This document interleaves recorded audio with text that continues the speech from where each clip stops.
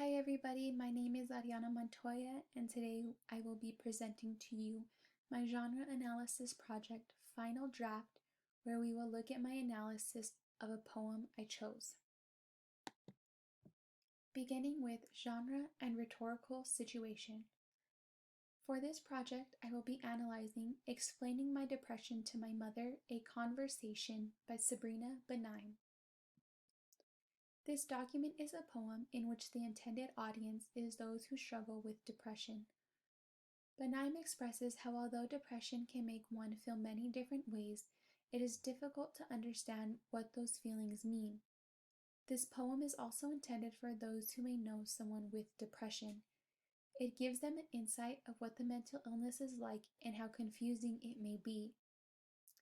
Being that this document is a poetry piece, which are usually more personal, I believe this poem was originally composed in Benign's personal space, such as her bedroom, office, or workspace, where she later performed the poem at the 2014 National Poetry Slam in Toronto, Canada. This poem was written to bring awareness to depression, a mental health disorder characterized by persistently depressed mood or loss of interest in activities causing significant impairment in daily life. Now that we've established the overall genre of this piece, we can look at its microgenres. As this document falls under the poetry genre, its microgenres allow us to develop a deeper understanding of the poem's meaning. Microgenres of this poem include lyric poetry, which is more personal, portraying the poet's feelings and emotions, usually in the form of a song, and algae poetry. An algae poem is typically mournful and sad, which expresses sorrow for someone who has died. Although Benign does not write her poem in the form of a song, it still has the qualities of a lyric poem. She dives deep into her emotions and reveals to the audience the personal conversation that occurred between her and her mother about her depression. It can also be classified as an algae poem. It is not directly about death, but the author discusses how she's more afraid of living than dying, and the emotions she feels are so overwhelming that she wants to die. Now that we've established the microgenres of this poem, we can go into the conventions of this poem. Literary devices Benign uses in her prose form poem include alliteration, anaphra, personification, repetition, simile, and imagery. Below you will see examples of these literary devices from the poem itself. Alliteration, defined as a series of words in quick succession that all start with the same sound or letter, is seen in the example, "Until my bones are the forgotten fossils of a skeleton sunken city."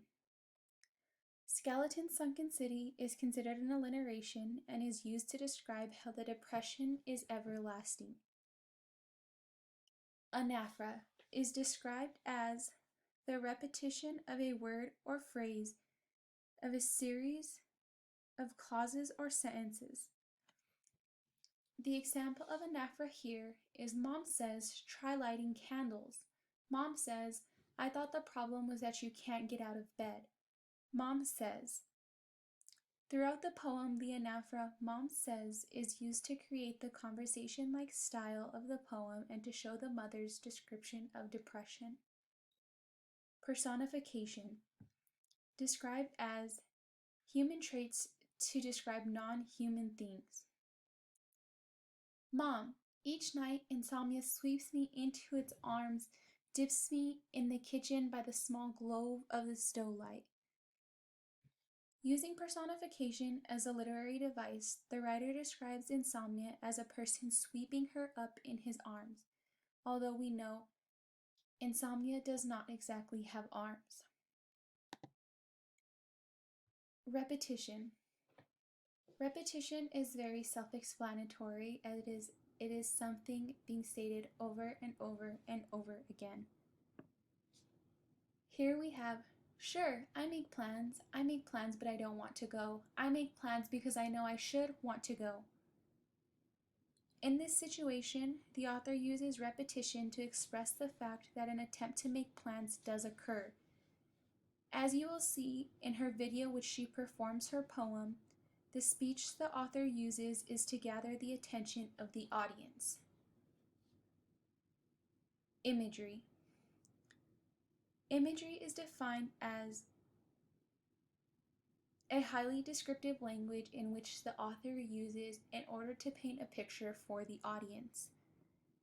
Here we have, "They ring in my ears like clumsy church bells, reminding me I am sleepwalking on an ocean of happiness I cannot baptize myself in." As you can see, the author refers to the idea of baptism and how this would occur in an ocean of happiness, but on one hand she cannot relate to this because of the severity of her depression. And lastly, we have simile, which uses a like or as statement to compare one thing to another. Here it is seen through, "One day it is as small as a firefly in the palm of a bear, the next it's the bear." Using the simile, the author portrays depression to be as small as a firefly. Since Benaim writes this poem to mimic a conversation between her and her mother, it does not have a set number of stanzas. Therefore, it is a free verse poem. She carries several different tones throughout her poem. Her mother's questions carry a confused and naive tone, while her responses to her mother reveal a more mournful and hysterical tone, which gradually increase as she goes on.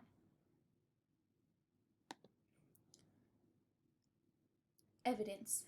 Since I have determined that this is a poem is a free verse poem, we cannot rely on the structure to reveal that it fits into the poetry genre.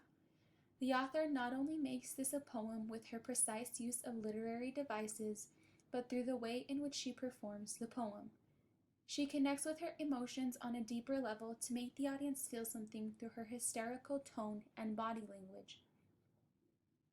As mentioned a few slides ago, Benaim's poem does not exactly follow the lyric poem criteria, yet still has associated qualities. I believe she broke this convention to make her poem more personal.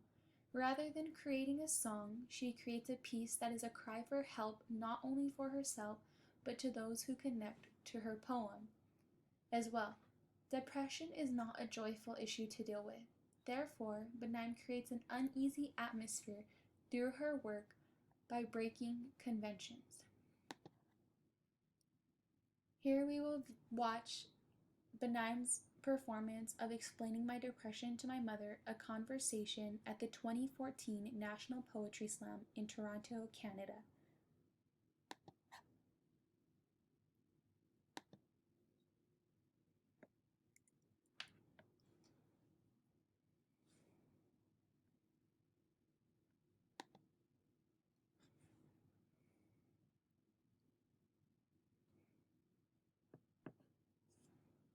Explaining my depression to my mother, a conversation.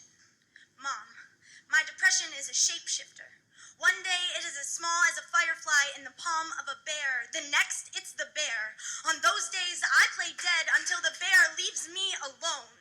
I call the bad days the dark days.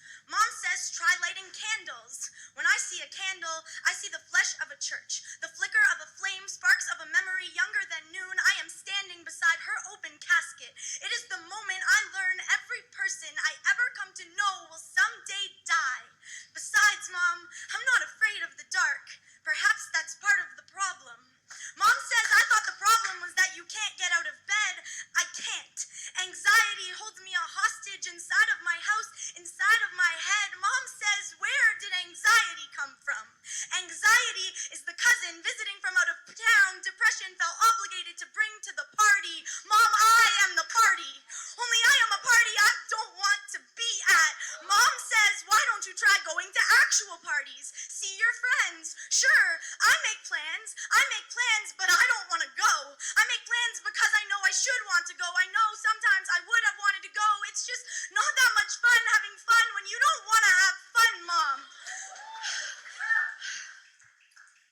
You see, Mom, Insomnia sweeps me up in his arms, dips me in the kitchen in the small glow of the stove light. Insomnia has this romantic way of making the moon feel like perfect company. Mom says try counting sheep, but my mind can only count reasons to stay awake, so I go for walks. But my stuttering kneecaps clank like silver spoons held in strong arms with loose wrists. They ring in my ears like clumsy church bells, reminding me I am sleepwalking on an ocean of happiness I cannot baptize myself in. Mom says happy is a decision, but my happy is as hollow as a pin-pricked egg.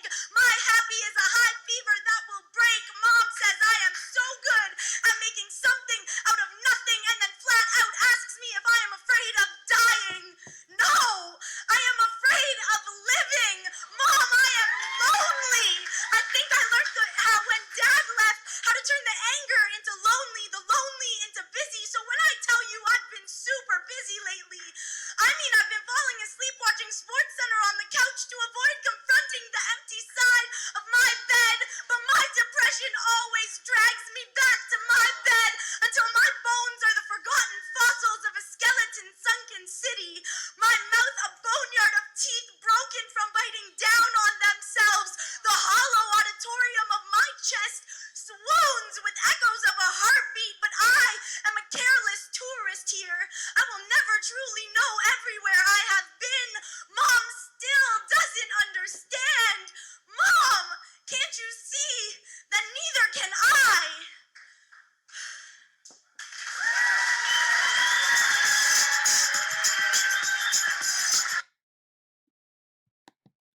And lastly, I have my work cited.